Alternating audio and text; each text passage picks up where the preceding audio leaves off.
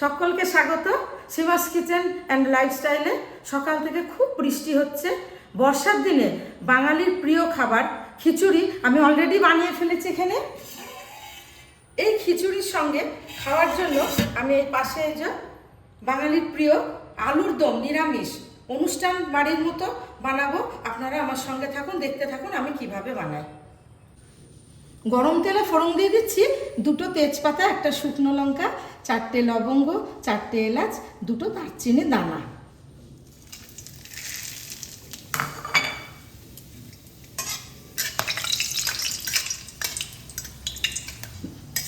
ফোড়নটা থেকে একটা সুন্দর গন্ধ বার হচ্ছে।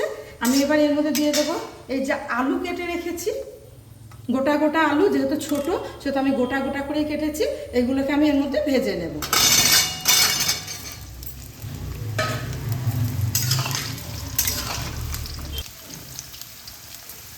আলু ভাজার মধ্যে দিয়ে দিচ্ছি 1/2 চামচ হলুদ, স্বাদ মতো লবণ।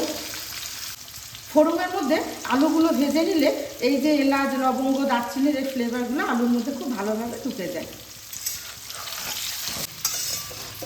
এখানে গোটা আলুটা লাল লাল করে ভেজে নেওয়া হয়েছে, 40% থেকে 50% মতো এটা কুক হয়ে গেছে।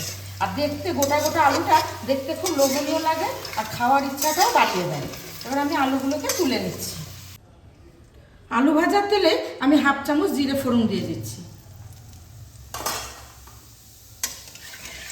ফোড়নটা থেকে একটা খুব সুন্দর গন্ধ আসছে। এবার আমি এখানে 2টো মিডিয়াম সাইজের টমেটো কুচিয়ে রেখেছি, এটা এখানে দিয়ে দিচ্ছি।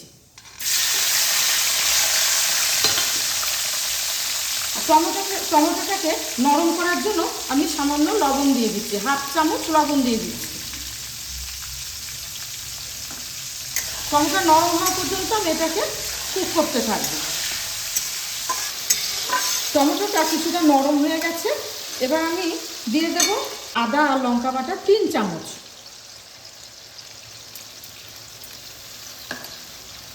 আদা আর লঙ্কা বাটা কাঁচা গন্ধটা যাওয়া পর্যন্ত আমি এখানে কষতে থাকবো টমেটোর সঙ্গে। এটা নরম হয়ে গেছে, আদা কাঁচা গন্ধটাও আর নেই। আর এখানে আমি এখন শুকনো মশলার একটা পেস্ট বানিয়ে রেখেছি। 1 চামচ কাশ্মীরি লঙ্কার গুঁড়ো, 1/2 চামচ হলুদ, 1/2 চামচ জিরে, 1/2 চামচ ধনে, এটা জল দিয়ে গুলে রেখেছি।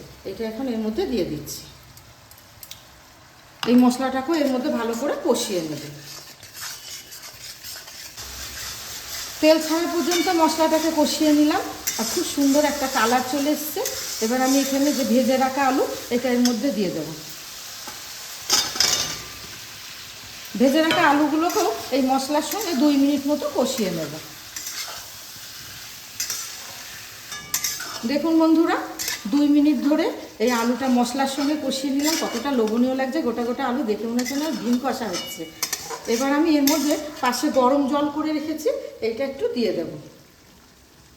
দিয়ে আলুগুলোকে সিদ্ধ করতে দেবো ঢাকনা চাপা দিয়ে।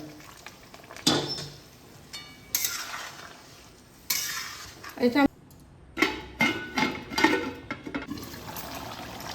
10 মিনিট হয়ে গেছে।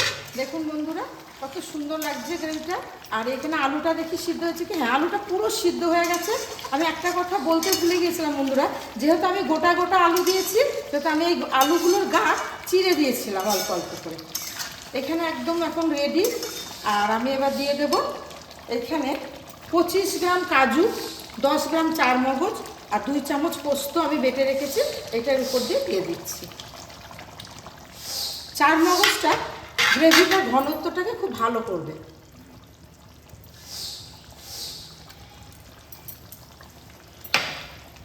আমি এবার লো ফ্লেমে এটাকে মেলাবো, কারণ কাজু পোস্ত চারমগজ এগুলো সবই কড়াইয়ের তলায় লেগে যায়।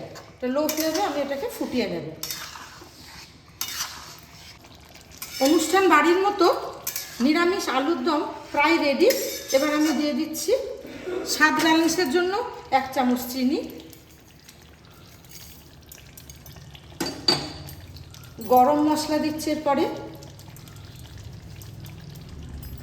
আর 1 চামচ ঘি।